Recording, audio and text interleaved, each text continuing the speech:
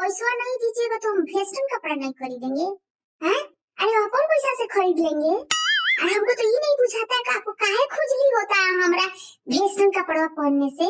अब मोबाइलवा में टीवीया में बड़ा बढ़िया लगता है वेस्टर्न कपड़ा वाली सब लड़कियों को देखने में। हैं? बड़ी आंख मटका मटका के देखते हैं। Oh no!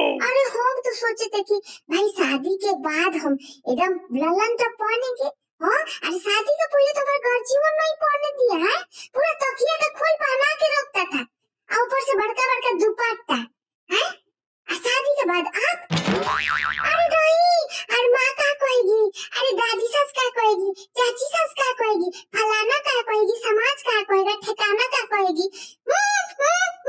अब तो वो लोग को ही नहीं बचा है कुछ कहने के लिए, तो आपको क्या तकलीफ हो रहा है जी? हैं? आप कहिए जी।